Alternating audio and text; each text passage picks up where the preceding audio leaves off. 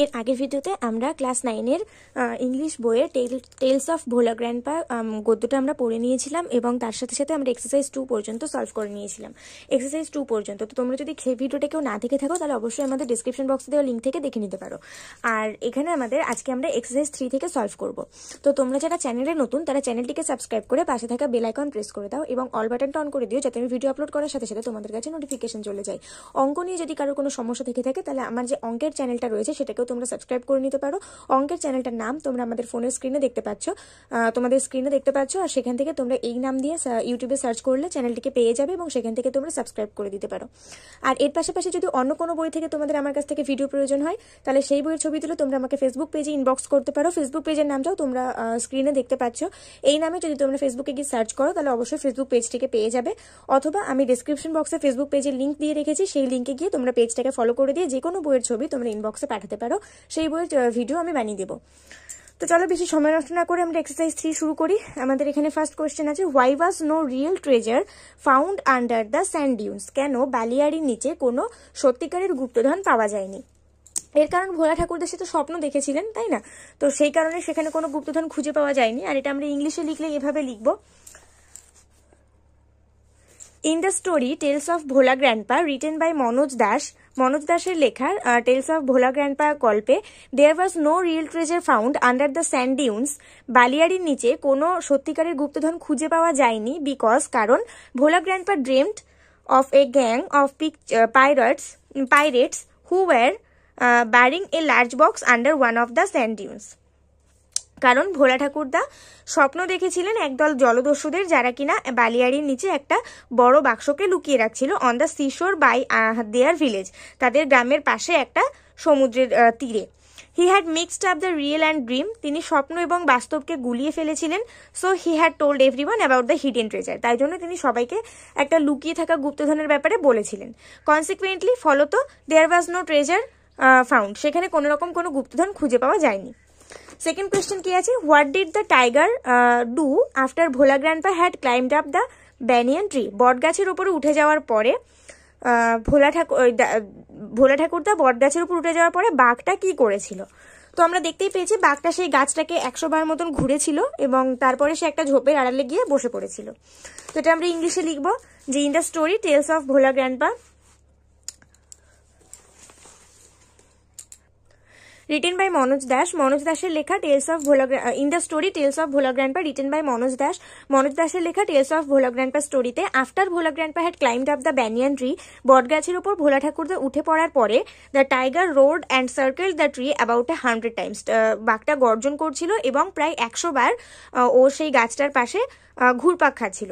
দেন ইট settle down under এ Bush, তারপর সে ঝোপের মধ্যে এক জায়গায় চুপচাপ বসলো without taking it size of him, তার ওপর থেকে নিজের চোখ না সরিয়েই, মানে ভোলা ঠাকুরদের ওপর থেকে বাঘটা নিজের চোখটা সরালোই না।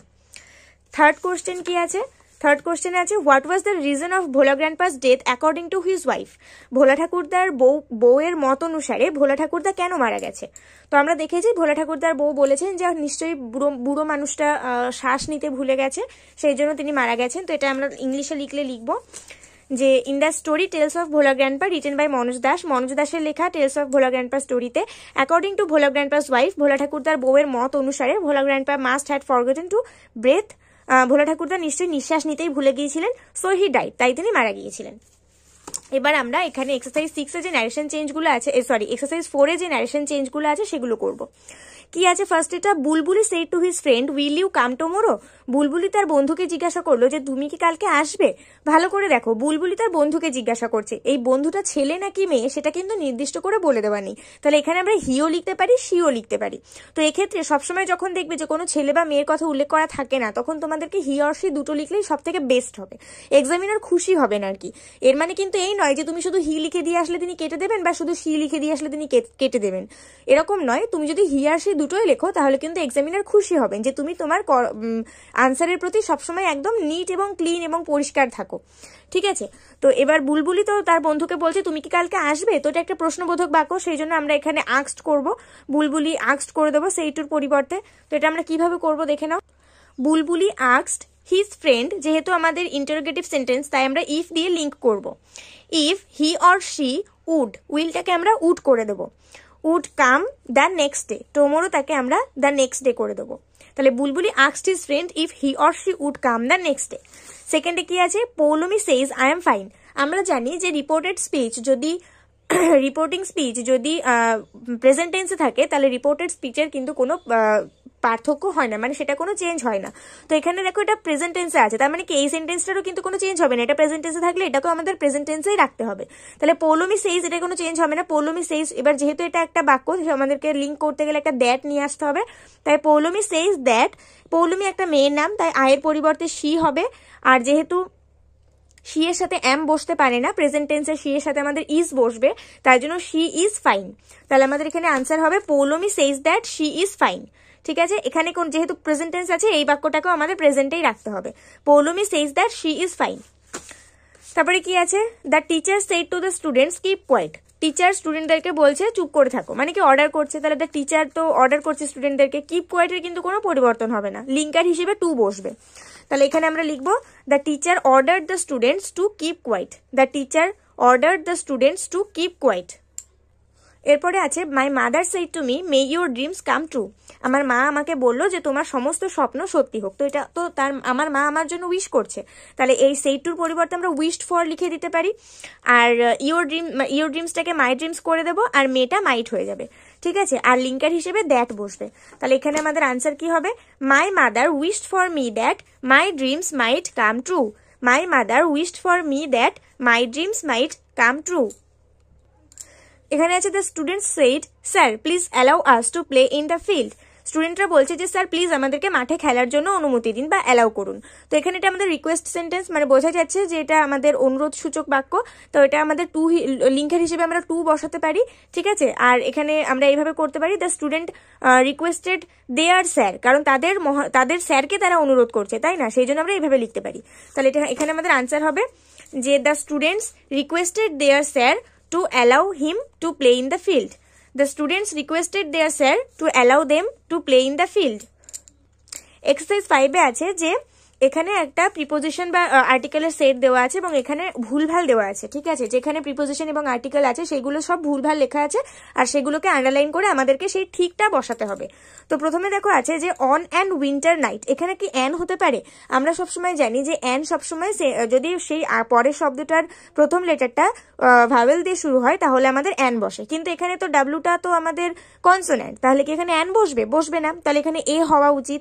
যেহেতু একটি শীতের রাতে বলা হয়েছে তাহলে এখানে আমরা অ্যানের নিচে আন্ডারলাইন করে দেবো যেটা ভুল, এবং ঠিকটা আমরা উপরে লিখে দিয়েছি এ বলে। ঠিক আছে, তারপর আছে I was abroad a boat, এখানটা সবই ঠিক আছে, আমি একটা বোটে চড়েছিলাম। It was a moonlit night full on stars, তারাই ভর্তি একটা চন্দ্রালোকিত রাত ছিল।